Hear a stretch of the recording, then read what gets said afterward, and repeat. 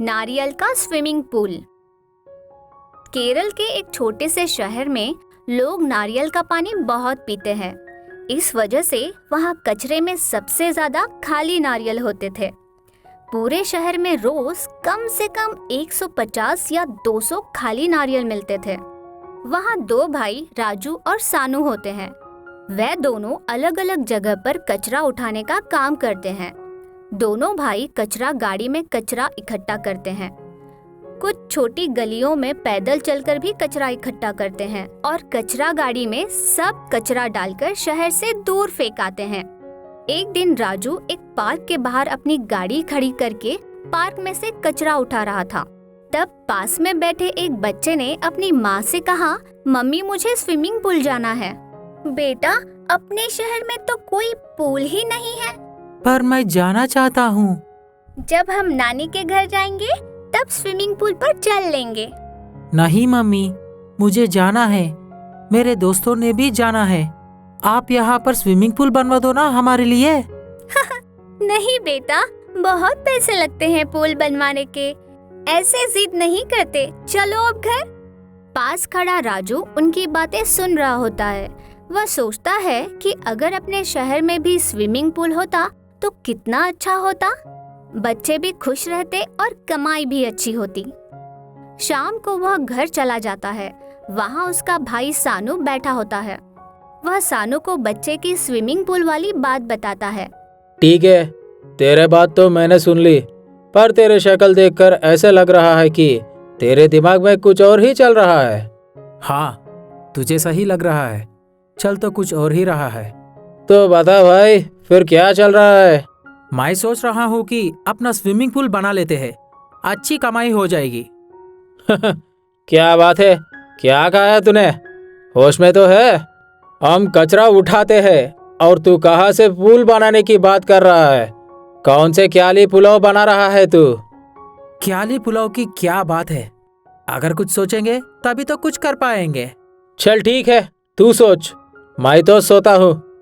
अगले दिन राजू एक दुकान के बाहर से कचरा उठा रहा होता है।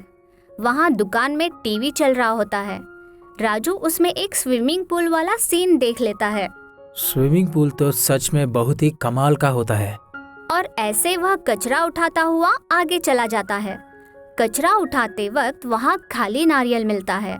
उसे देखकर उसे ख्याल आता है कि यह नारियल में भी पानी होता है और पूल में भी पानी होता है। अगर इस नारियल से ही स्विमिंग पूल बना दिया जाए तो कैसा रहेगा। अपना काम करके घर जाता है और थोड़ी देर में सानू भी आ जाता है। सानू, आज मुझे एक आइडिया आया है। बता फिर। मैं सोच रहा था कि काले नारियल से भी तो स्विमिंग पूल बनाया जा सकता है। पागल हो गया तू? आजकल कैसी कैसी बातें करता। चल कल डॉक्टर के पास। दिमाग हिल गया तेरा? नहीं भाई, सुन तो सही। क्या सुनूं? इतना छोटा नारियल, उसका पूल कैसे बनाएगा? पूल तो बहुत बड़ा होता है, लोग नहाते हैं उसमें। हाँ, मुझे पता है, बहुत बड़ा होता है स्विमिंग पूल। तू मेरी बात सुन। आप रोज कचरा उठाते हैं तो रोज बहुत सारे काली नारियल मिल जाते हैं। अगर हम दोनों मिलकर रोज उनको इकट्ठा करें, जब 2000 से 3000 इकट्ठा हो जाएंगे तो हम इनको तोड़कर थोड़ा सही करके आपस में जोड़ देंगे तो ये मजबूत दीवार जैसा आकार बन जाएगा और फिर हम उसमें पानी भर देंगे। ठीक है, तेरे कहने पर करके देख लेते हैं। अगले दिन से सानू और राजू रोज कचरा उठाते हैं। तब खाली नारियल को अलग अलग करके इकट्ठा करने लगते हैं और बाकी कचरा शहर से दूर फेंक देते हैं। सानू और राजू दोनों मिलकर अपने घर के बाहर उनको काटते हैं और सीधा करते हैं। बहुत मेहनत करते हुए उनको आपस में चिपकाकर बांधते जाते हैं। वो रोज ऐसा करते हैं। कुछ दिनों के बाद थोड़ा थोड़ा करके वह एक बहुत बड़ा आकार ले लेता है। देख, बन गया ना मजबूत दीवार के जैसा। अब इसमें पानी भरना बाकी है। हाँ, और इस पर चढ़ने के लिए सीढ़ी भी तो लगानी पड़ेगी। राजू और सानू बाजार से एक बड़ी सी सीढ़ी लेकर आते हैं और उसके एक तरफ लगा देते हैं। फिर दोनों मिलकर एक बड़ी पाइप लगाकर उसमें पानी भर देते हैं। वहाँ बाहर एक बोर्ड लगा देते हैं और उस पर लिखा होता है नारियल स्विमिंग पूल। पास से गुजरते हुए कुछ लोग इसे देखकर हैरान होते हैं। एक आदमी पूछता है, ये इतना बड़ा नारियल जैसा क्या है भाई? ये नारियल वाला स्विमिंग पूल है। धीरे धीरे वहाँ कई लोग आने लगते हैं। बच्चे भी आते हैं और नारियल वाले स्विमिंग पूल में खूब मजे करते हैं। दोनों भाइयों का नारियल वाले स्विमिंग पूल की वजह से पूरे शहर में नाम हो जाता है। घोड़े का विश्वास। उदयपुर नाम के गांव में सैदुलू नाम का व्यक्ति रहता था। सैदुलू घोड़ा गाड़ी चलाकर जीवन गुजारा करता था।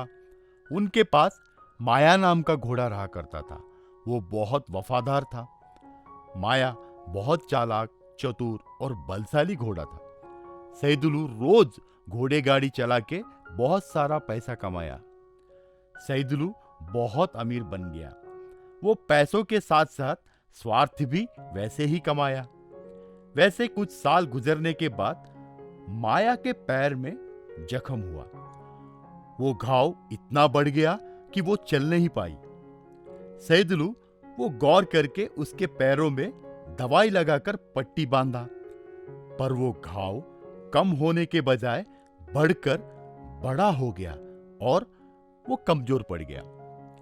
वो गौर किया सैदुलू वेटरनरी डॉक्टर के पास जाकर उसे अपने साथ घर लेकर आया। माया को देखकर वो डॉक्टर, सैदुलू घाव बहुत बड़ा है, कम होने के लिए बहुत समय लगेगा। कितने दिन लगेंगे डॉक्टर साहब? कम से कम 1 महीना लगेगा। उसे आराम दे, अच्छी दवाई दे। ठीक है डॉक्टर साहब। 1 महीने के बाद माया ठीक हुआ। एक दिन माया को गाड़ी लगा के जब आगे बढ़ने की कोशिश की तो वो नीचे गिरी। सैदुलू रात भर सोचकर माया को बेचने का फैसला किया। अगले दिन वो माया को लेकर मेले में गया। एक व्यापारी सैदुलू के पास आकर, कितने में बेचोगे? 10,000 में बेचेंगे साहब। बहुत ज्यादा बोल रहे हो। 8,000 रुपए दूंगा। देगा क्या? ठीक है कहा। व्यापारी पैसे देकर घोड़े को लेकर गया। वो पैसे लेकर जंगल के रास्ते के ओर जाने लगा। सैदुलू जाते समय एक गांव के पास दलदल में फंस गया। सैदुलू के पास जो पैसे थे उसी दलदल में गिर गए। सैदुलू भयभीत होकर बचाइए बचाइए कहकर चिल्लाने लगा। उसी जंगल में और एक रास्ते में जा रहा था व्यापारी, और उसके साथ माया भी था, और उसे सैदुलू की आवाज सुनाई दी। माया अपने मालिक सैदुलू की आवाज को पहचान कर व्यापारी के चंगुल से निकलकर भागते हुए सैदुलू के पास आया। वहां पे माया को देखकर सैदुलू आश्चर्य हो गया और उसे देखकर बचाओ बचाओ कहकर चिल्लाया। तब माया ने अपने पास रहा पेड़ के शाखा को मुंह से निकालकर उस शाखा को दलदल में फंसा सैदुलू के ओर दिया। उस शाखा को पकड़कर सैदुलू दलदल में से बाहर निकला। माया खुशी खुशी झूमने लगा। सैदुलू अपने किए पे शर्माया। उतने में माया को खरीदा व्यापारी भागते हुए वहां पे आया तो सैदुलू तुरंत उस व्यापारी से, मैं आपको दुगना रकम दूंगा। वो माया को उस व्यापारी से छुड़ाया और अपने घर लेकर गया। तब से सैदुलू माया को ठीक से देखभाल किया और माया खुशी खुशी वहां पे रहने लगा। दीपक का जायंट ट्रैक्टर। दीपक नाम का आदमी टूरिस्ट गाइड का काम करता है। एक दिन दीपक कस्टमर ढूंढने के लिए चौराहे पर बैठा रहता है। तभी एक आदमी चिल्लाता हुआ दूसरे आदमी के पीछे भागता रहता है। अरे चोर चोर, पकड़ो कोई चोर चोर। ये सब दीपक देखता है और जैसे ही वो चोर दीपक के सामने से जाता है, दीपक उसके पैर में पैर डालकर उस चोर को गिरा देता है। वो चोर वैसे ही सामान छोड़कर वहां से भाग जाता है। वो आदमी आता है और दीपक से कहता है, शुक्रिया भाई, आपकी वजह से मेरा सामान बच गया। कोई बात नहीं साहब, ऐसे कारनामे हम रोज करते हैं। क्या बात है, दिखने में पतले हो लेकिन काम मोटे मोटे करते हो। क्या करते हो तुम? साहब, मैं टूरिस्ट गाइड हूँ, लोगों को शहर घुमाता हूँ। वो ठीक है, लेकिन इस गांव में क्या देखने लायक है जो गाइड की जरूरत पड़ती है? क्या है बोले तो? ताजमहल है हमारे गांव में। हाँ ताजमहल, लेकिन वो तो आगरा में है ना रे। अरे साहब वो सफेद ताजमहल है, यहाँ काला ताजमहल है। बोलो देखना है? क्या बात कर रहे हो यार, सुना तो था काले ताजमहल के बारे में, लेकिन वो यहाँ है ये पता नहीं था। ठीक है मैं देखना चाहूंगा, लेकिन मैं बड़ी गाड़ी से घूमूंगा। तुम्हारे पास है बड़ी गाड़ी? अरे है ना साहब, बड़ी गाड़ी मंगाता हूँ आपके लिए, अभी लेकर आता हूँ, आप रुको यहीं पर। दीपक जाकर थोड़ी देर में एक बड़ा जायंट ट्रैक्टर लेके आता है। उस ट्रैक्टर के ट्रॉली के बीच में सिर्फ एक सीट लगी होती है। ये सब देखकर वो आदमी भी चकरा जाता है और जायंट ट्रैक्टर में बैठ जाता है। दीपक जायंट ट्रैक्टर लेकर काफी देर तक चलाता है और एक खाली जगह पर रोक देता है। वो देखो साहब, काला ताजमहल। अरे कहाँ है रे, यहाँ तो सिर्फ खाली जगह है, यहाँ कहाँ ताजमहल है? अरे क्या साहब, इतना बड़ा ताजमहल नहीं दिखता क्या आपको? सामने ही तो है। एक मिनट, आप ये दूरबीन लगाकर देखिए। जैसे ही वो आदमी दूरबीन लगाकर देखता है, उसे काला ताजमहल दिखता है। वो बहुत खुश होता है और पूछता है, अरे वाह दीपक, मजा आ गया काला ताजमहल देखकर। और क्या क्या है इस गांव में देखने के लिए? अरे साहब, हमारे गांव में सब इंटरनेशनल चीजें है। चलो आपको चाइना की दीवार दिखाता हूँ। ऐसा बोलकर दीपक आदमी को फिर से जायंट ट्रैक्टर में बिठाता है और गांव के बाहर दूसरे एक खाली जगह पर लेके जाता है। वहां पर एक टूटी फूटी सी दीवार रहती है। दीपक कहता है, ये देखिए साहब, द ग्रेट चाइना वॉल। अरे द ग्रेट चाइना वॉल, बस इतनी सी? वो तो लंबी हुआ करती थी। अरे साहब, आधी इधर से टूट गई है और आधी उधर से, बस इतनी सी बची रह गई।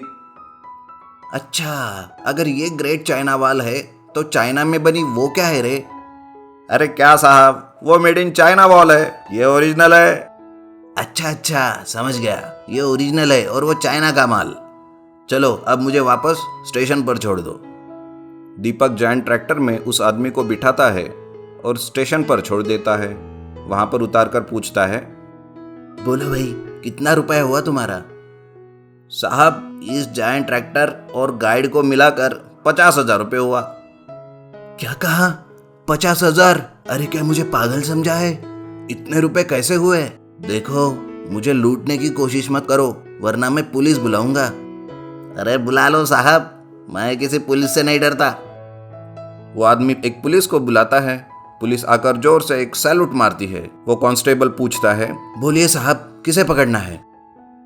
दीपक को, इसका जायंट ट्रैक्टर और ये काले ताजमहल का स्टिकर चिपकाई दूरबीन, सबको पकड़कर अंदर डाल दो। अरे बाप रे, आप कौन है साहब? मैं इस शहर का नया ACP, assistant commissioner of police. बहुत दिखाया लोगों को काला ताजमहल और चाइना वॉल, अब तुम हवालात देखो। ऐसा बोलकर जायंट ट्रैक्टर में एसीपी साहब बैठते हैं और दीपक को हवालात में लेकर जाते हैं।